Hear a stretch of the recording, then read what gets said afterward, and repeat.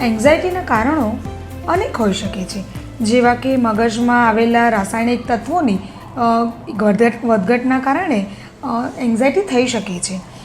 Genetic કારણો પણ એમાં અસર કરે છે. પરિવારના કોઈ સભ્યોને એન્ઝાયટી હોય તેવા પરિવારના સભ્યોને એન્ઝાયટી થવાની શક્યતા વધી જાય છે. અમુક પર્યાવરણલક્ષી બાબતો પણ અસર કરે છે, જેમાં જીવનમાં આવેલા તણાવપૂર્વક પરિસ્થિતિઓ, કામનું ભારણ હોવું, આર્થિક સમસ્યાઓ હોવી, એ બધી બાબતો પણ એન્ઝાયટી ઉપર અસર કરે છે. મનોવૈજ્ઞાનિક કારણો પણ અસર કરે છે, જેમાં બાળકોમાં અનુભવાયેલી આઘાતજનક ઘટનાઓ, જુદાપણું હોવું, તણાવપૂર્ણ મનોવૃત્તિ હોવી, એ બધી બાબતો પણ અસર કરે છે. કેટલીક દવાઓના ઉપયોગને કારણે પણ તકલીફ થઈ શકે છે, જેમ કે કેફી દ્રવ્યો અને દવાઓ પણ એન્ઝાયટીને વધારી શકે છે. ઘણીવાર અન્ય શારીરિક રોગોની દવાઓ, જેમ કે હૃદય રોગ છે, થાઇરોઇડ છે, કેન્સર, એઇડ્સ, ટીબી જેવા રોગોની દવાઓના કારણે પણ એન્ઝાયટીમાં વધારો થતો હોય છે. આ કારણ સમજવા માટે ખૂબ જ મહત્ત્વપૂર્ણ છે, પરંતુ મને પ્રશ્ન એ થાય છે કે જો આ કારણે એન્ઝાયટી થાય તો એને કઈ રીતે આપણે કાબૂમાં લાવી શકીએ? મારા મતે એન્ઝાયટીના ઉપચાર માટે વિવિધ રીતો ઉપલબ્ધ છે. આપણે એ વિશે વાત કરીએ. એન્ઝાયટીને કંટ્રોલમાં કરવા માટે અને તેમાંથી બહાર આવવા માટેની તકનીકો શીખી શકીએ છીએ. એન્ઝાયટીની ટ્રીટમેન્ટ માટે આપણે સાયક્રિયાટિસ્ટનો સંપર્ક કરવો પડે. તેમના માર્ગદર્શન હેઠળ એન્ટી એન્ઝાયટી મેડિસિન સ્ટાર્ટ કરવી પડે. ઉપરાંત કાઉન્સલર કે સાયકોથેરાપિસ્ટની સાથે થેરાપી સેશન લઈને પણ આપણે આ એન્ઝાયટી કંટ્રોલ કરી અને એમાંથી બહાર નીકળવાની ટેકનિકો શીખી શકીએ છીએ. ધારાબેન, એ જણાવો કે શું આ દવા વગર એન્ઝાયટીની સારવાર થઈ શકે? હા, બિલકુલ. ઘણીવાર એન્ઝાયટીની સારવાર થેરાપી દ્વારા અસરકારક રીતે કરી શકાય છે. જેમ કે CBT થેરાપી એ ખૂબ જ અસરકારક નીવડે છે. શરીર અને મનને આરામ આપવા માટે પણ યોગ અને ધ્યાન ખૂબ જ અસરકારક બને છે. ધ્યાનથી મનની શાંતિ મળે છે અને ચિંતા ઘટાડવામાં ઘણી મદદરૂપ થાય છે. જેવી રીતે પૌષ્ટિક આહાર અને નિયમિત વ્યાયામ કરવાથી પણ તણાવને આપણે ઓછો કરી શકીએ છીએ. પરંતુ ક્યારેક ડૉક્ટરના માર્ગદર્શન હેઠળ એન્ટી એન્ઝાયટી દવાઓ લેવી એ ખૂબ જ જરૂરી બની જાય છે. આ દવાઓ એન્ઝાયટીના તીવ્ર લક્ષણોને કાબૂમાં રાખવામાં મદદરૂપ થાય છે. ઓકે, આપણે એ કેવી રીતે જાણી શકીએ કે આપણને સામાન્ય તણાવ છે કે એન્ઝાયટી ડિસઓર્ડર? હવે બંનેમાં મેઇન તફાવત, પેલો ડિફરન્સ શું છે? તણાવ એ જીવનની સામાન્ય બાબત છે.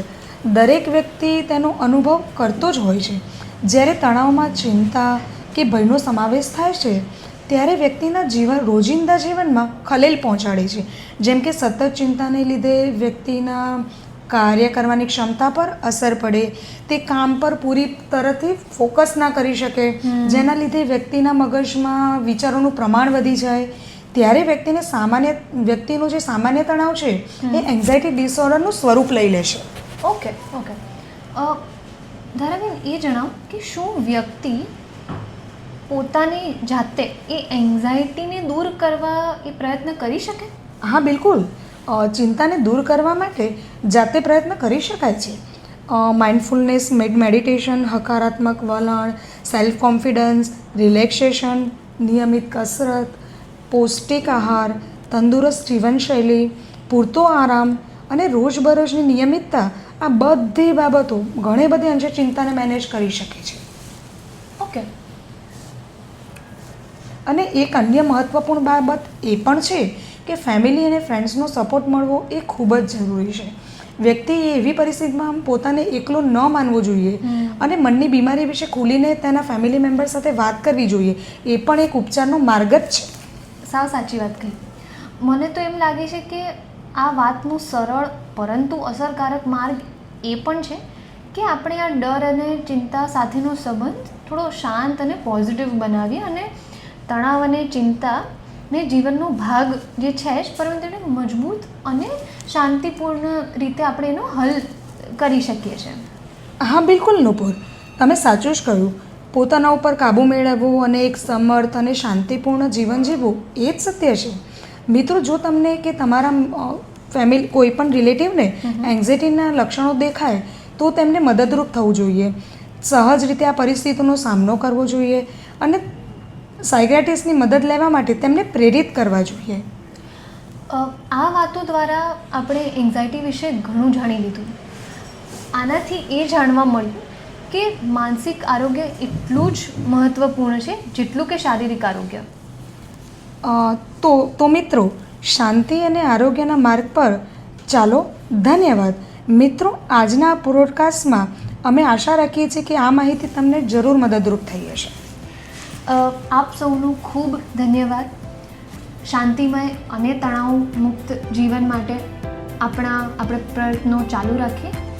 આપણે આવી રીતે બીજા પોડકાસ્ટમાં બીજી કોઈ ફરી માહિતી જોડે મળીશું. ધન્યવાદ. ધન્યવાદ.